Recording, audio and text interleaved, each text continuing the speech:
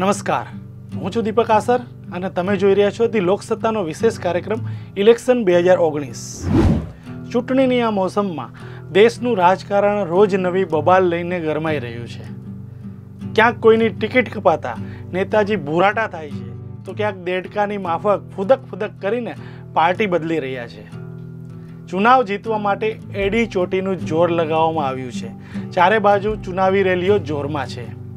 આવામાં દેશના પ્રધાનમંત્રી નરેન્દ્ર મોદી સેન્ટ્રલ સ્ટેજમાં છે। મોદીએ વારાણસીથી ચૂંટણી લડવાની જાહેરાત કરી દીધી છે, ત્યારે એક નવી ઉપાધિ આવી પડી છે। મોદી સામે અઘોરી સાધુઓના વેશમાં 111 ઉમેદવારો વારાણસીથી મેદાનમાં ઉતરવાના છે। તમને સવાલ થશે કે આ 111 અઘોરી સાધુ વળી કોણ છે અને શા માટે મોદી સામે મોરચો ખોલ્યો છે? તમને જણાવી દઈએ કે અઘોરી સાધુના વેશમાં વારાણસીમાં પીએમ મોદી સામે મેદાનમાં ઉતરવાના છે એ બીજા કોઈ નહીં પણ તમિલનાડુના કિસાનો છે। તમિલનાડુના 111 કિસાનોએ જાહેરાત કરી છે કે તેઓ પીએમ મોદી સામે વારાણસીથી ચૂંટણી મેદાનમાં ઉતરશે।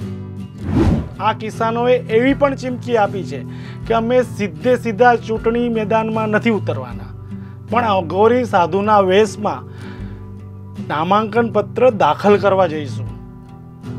આપણને સવાલ થાય કે આવું તરકટ કરવાનું કારણ શું છે? તો તેની પાછળ અલગ અલગ સ્ટોરી ચાલી રહી છે। ભાજપનો આક્ષેપ એવો છે કે વિરોધીઓ આવા તરકટ રચીને મોદીને ભીંસમાં લેવાની કોશિશ કરી રહ્યા છે। મોદીના વ્યક્તિત્વથી તેઓ ડરી ગયા છે, એટલા માટે નવા તરકટ રચી રહ્યા છે।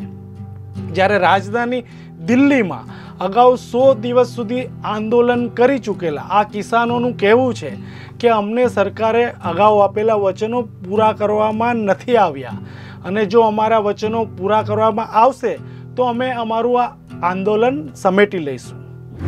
આ કિસાનોનું કહેવું છે કે પીએમ મોદીએ સત્તામાં આવતા પહેલા કરેલા વાયદાઓ હજુ અધૂરા છે।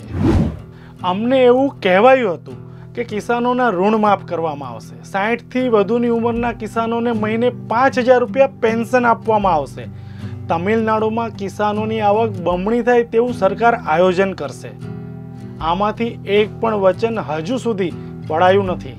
સરકાર અમારી આ માગણીઓને સ્વીકારી લેશે તો જ અમે 111 કિસાનોએ વારાણસીથી મોદી સામે મેદાનમાં નહીં ઉતરીએ।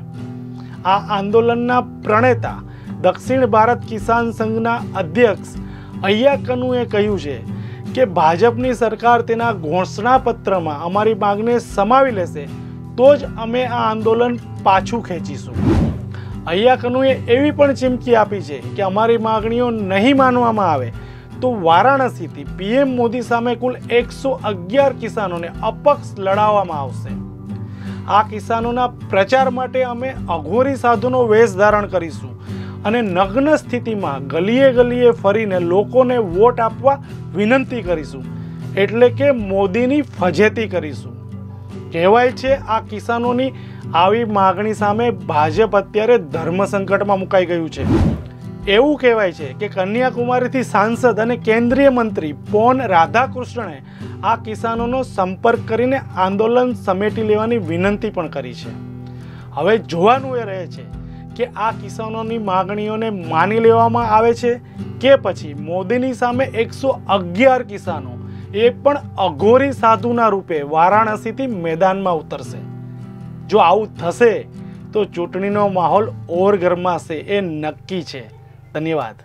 તમે અમારો આ વિડીયો જો યુટ્યુબ પર જોઈ રહ્યા હોવ તો તરત જ અમારા યુટ્યુબ ચેનલને સબસ્ક્રાઇબ કરો અને નવા વિડીયોના અપડેશન માટે બેલ આઇકોન દબાવવાનું ભૂલશો નહીં। જો તમે અમારો આ વિડીયો ફેસબુક પર જોઈ રહ્યા હોવ તો અમારા પેજને લાઇક કરો। વધુ અપડેટ માટે theloksutta.com ની વિઝિટ કરવાનું ભૂલશો નહીં।